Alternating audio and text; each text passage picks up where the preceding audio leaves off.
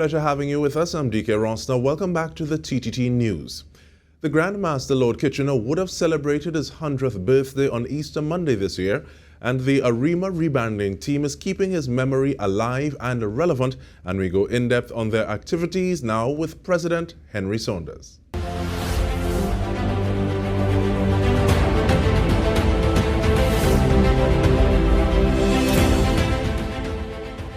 Welcome, Mr. Saunders. Why is it important that we honor the Grandmaster in this way at this time? I think what touched me was when I was preparing Kitchener's grave in 2021, there were some young people around, and they saw the effigy, the picture of Kitchener, and I was asking them, do they know who that man is? They don't know. If it was Bob Marley or some other foreigner, they would have known. So it made me realize that even in Arima, the place where Kitchener was born, the young people know very little about him. So we thought we would do something to captivate, especially the young people. The older people they know a lot about Kitchener. The old lady walked a mile and a half, she tailored it. But the young people have nothing, they know nothing. So we are hoping to synergize with the Ministry of Education to have activities in the area of the visual and performing arts so that students can do some research on Kitchener in competitions, short essays. We also were looking at doing something with Kitchener composition, asking the schools to convert it into skits. We having a competition in that also, and also to Kitchener's composition and dance. So we wanted them to really research and find out who this man Kitchener is and what contribution he has made to the landscape of our cultural, indigenous cultural landscape. So that is what triggered off our interest. So I contacted the librarian in Arima. I happen to live very close to the library, and I spoke to the librarian and said, listen, at least one of the things we can do is to have an exhibition of his artifacts, so things about him. So we started on the process, but this was started in 2020. We thought Kitchener's 100th birthday was 2021, and we were wrong. So when I contacted Colonel Roberts, he said, no, you have it wrong, man. You're a few years early. So we still continued. Well, when you know what happened, COVID came between 2020 and 2021, so a lot of the planners stopped. But in the initial stages, our intention was, I discussed it first of all with Colonel, we should have some activities, something like a Kitchener village, where people could get artifacts and learn about who this man was, some of his vintage calypsos, especially Kitchener and the pan, because he was one of the first calypsonians to really write music for the pan. So all those things were put in the mix, and it happened that another indigenous cultural art form, Parang, was celebrating its 50th anniversary, and they had decided to do a year's celebration. So it struck me that, well, I mean, Parang, which is not as popular as Calypso, can have a year of activity. Kitchener has done so much. We can fill out the activities he has done in a year. So then we thought of doing a year's celebration. So we are just at the launch of that year's celebration. And we have what is called a pre-launch on the 16th of April. That's 2 days before Kitchener's 100th birthday at Sapa. And this came about only about a month ago when Mr. James Toussaint, who was in Florida, met up with an old-time friend, Colin Jackman, and he told him what we were doing. And Colin got so excited about it, he said, I have to be part of that. So he came on board, and one of the things he suggested is that, because he knows we are a non-profit organization, that we have a pre-launch activity at SAPA. And the whole idea was to raise some funds for the organization, because the cost of the ticket is just a paltry $100. And as you know, there are just about 800 seats in SAPA. And when you consider the cost, it is costing us something like 30,000 for the musician, and then the artists are almost the same amount. And then you have the other things that go with it. So even if you were to sell all the tickets, we still wouldn't be able to make sufficient funds, so that Arima Rebranding Team would benefit from it. So that is where it started. I contacted all the main players in the cultural art form. So I contacted TUFO, I contacted Pantrinbego, I contacted NPAC, and I also contacted the National Carnival Council and also the Ministry of Culture. At that time, they were separated from tourism. And I asked them, first of all, of what they were doing, and we had some ideas, started sharing those ideas with them.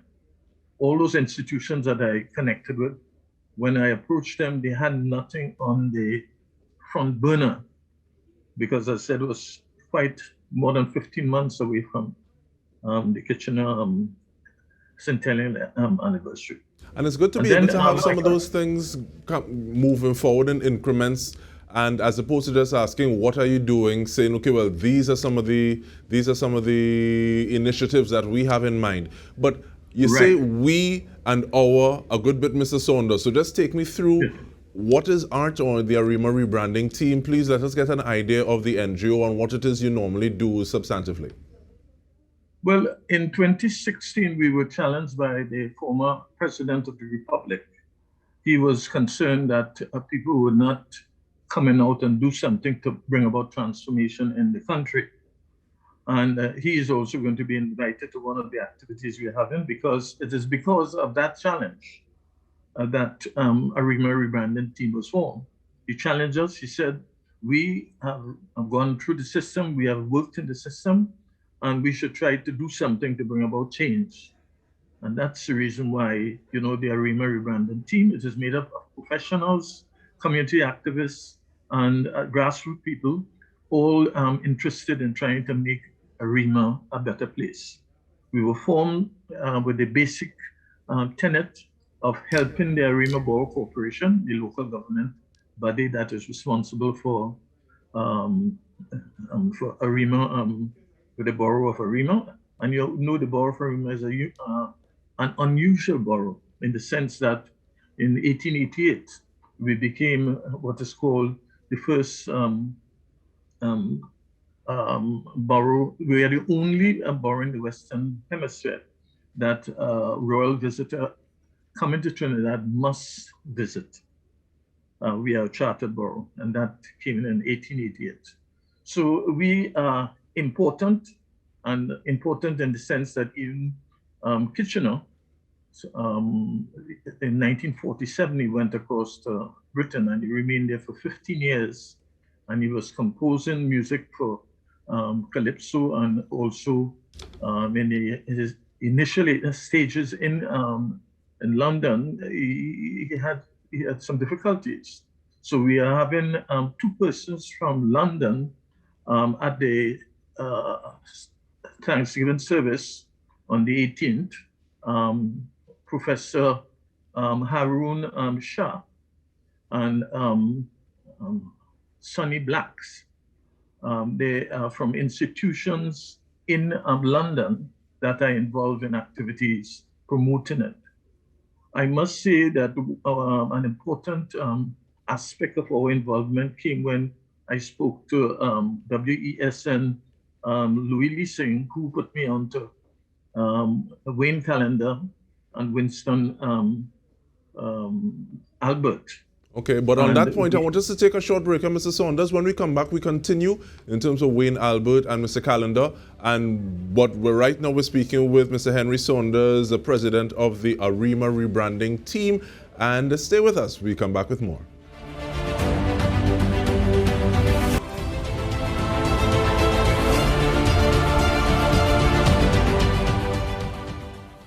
Welcome back. We are speaking with the president of the Arima Rebranding Team, Mr. Henry Saunders, and we're looking at activities leading up and beyond the birthday of Alwyn Roberts, the Grandmaster, Lord Kitchener.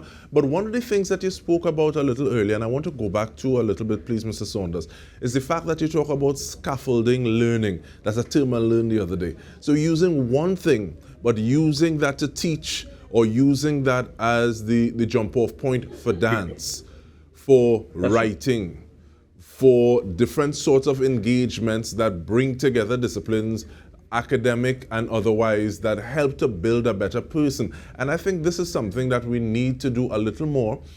We have individuals who are able to give blacks, recently departed Dexter Stewart of blessed mention, his flowers while he was alive. And what kind of precedent do you want this year of activity to be setting for individuals who have labored so hard and so far afield in the vineyard for Trinidad and Tobago? Well, I'm glad you asked that question because by profession, I'm an education consultant. I work with the Ministry of Education in the area of curriculum, responsible for maths, computer science, and science. So, as I said, I'm heavy into education. So my whole life has been education, also environmental education. So I am concerned that the way in which we learn, and especially with COVID, a new paradigm has now been operational. And I get a sense that some people are not fully aware. They think everything is the same. It is not going to be the same for the next 3 to 5 years. So anybody who feels that COVID is going to end in the next 5 months, you better think twice. So it means that we have to develop ways of learning which are attractive to the learner. And from my knowledge of brain-based learning, those people who think you could let a teacher sit in front of a television screen for an hour and talk to a group of students, the reality is after 5 minutes, the students are turned off. So unless you have something that can really engage them, as is quite rightly said, and can have them actively involved, you're going to lose them very soon after you have introduced them. So we thought that the activities that we are going to have must cut across all the strata. We wanted to touch not only we have had an interest in the youth because Kitchener died 22 years ago. So nobody in the school system up to A level would have known about the man Kitchener alive. So therefore it was important that we synergize with the Ministry of Education to get them on board so that they can, and you quite rightly said that it doesn't matter whether you're teaching maths, science, or computer science, you can use ordinary experiences for learning. And we thought that although the school may have a particular curriculum, the teaching of writing, the writing skills can also be developed through writing about Lord Kitchener. So therefore it would not interfere with the content and with the skills that you're going to develop through learning, but it would just bring it home, especially to the students. It would put it in a framework that they would have heard about, they would have heard music. So you're quite right. We had a short meeting with the Ministry of Education, and we told them we wanted to get as many students, especially those in the visual and performing arts, involved in writing short stories about Kitchener. And also we went so far as to talk about TikTok, making short videos. So all these things, also we wanted paintings and so on of Kitchener. So I'm glad, Mr. Saunders, that you raised the point of one, content, and two, different platforms, because there have been people in the field of education who are doing research and actually looking at the phenomenon, the fact that accents are changing in different spaces, because the persons who create less content in a space where a great deal of content is being consumed, you realize that some things are being eroded. So everybody's starting to talk with a kind of Nickelodeon accent, or people are starting to sound a little different. And this is possibly one of the things that can help to mitigate that a little bit, while helping us to learn a little more about ourselves. I'm glad you mentioned that, because one of the major reasons why I'm involved in this project is because of education.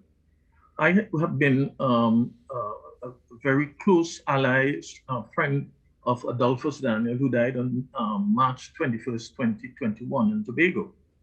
And he had developed a new way of learning called the pillar approach, progressive, incremental, linear learning accumulated. When he introduced me to it, I couldn't believe it. And he was of the view that that could have brought about a real major change in the way in which learning took place, not only in Trinidad, but in the world.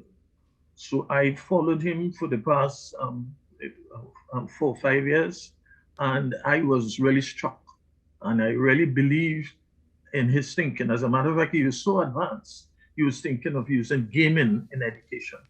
And his idea in the pillar approach, progressive, incremental, linear learning accumulated, he had designed it in such a way that a 6-year-old child, once the child didn't have any mental deficiencies, the child would be able to follow about 180 connected lessons. And the pillar approach is based on the principle you can learn anything if you cut it up into very fine bits, and you can transition from one bit to the next very easily. Learning becomes much easier. And in terms of that learning, Mr. Saunders, we're trying to get a little more information about the activities that you have on the agenda. And I see in these last 2 minutes, I know that the Church of God Ministries is playing a part. You have Angel Harp's Panyard for a cultural explosion. What are some of these things that we can be looking forward to in the last 2 minutes of this conversation? Okay, as I said, on the 16th, we have what is called a pre-birthday celebration at Sapper. 2 shows back-to-back at Sapper. And the following day, the Monday, we have, that is where it really starts. We have a Thanksgiving service at the Church of God in Arima, at which we have invited all the important players to be there. Unfortunately, I have been informed the Prime Minister would be out of the country, so he would not be able to attend, but we have invited all the other stakeholders, and they're supposed to bring greetings at that particular church celebration. We will also have the Minister of Tourism and Culture officially launch the year of celebration from April the 18th, 2022 to April the 17th, 2023. So it's a year service, a year of activities, and the activities cut across, all areas. It's not only the school. We are also going to the Panmen. There are 2 areas that the celebration would focus on: Calypso and Pan. And that is something that we can get a little more of from the Facebook page. This is Arima Rebranding Team. But we want to thank you, the President Henry Saunders of the Arima Rebranding Team. Looking forward to more things as they unfold, while we give the flowers to our people who have been laboring in the vineyards. And we want to thank you on behalf of the entire TTT News team for tuning in. This has been In Depth with me, Dike Rostant. Thank you for joining us.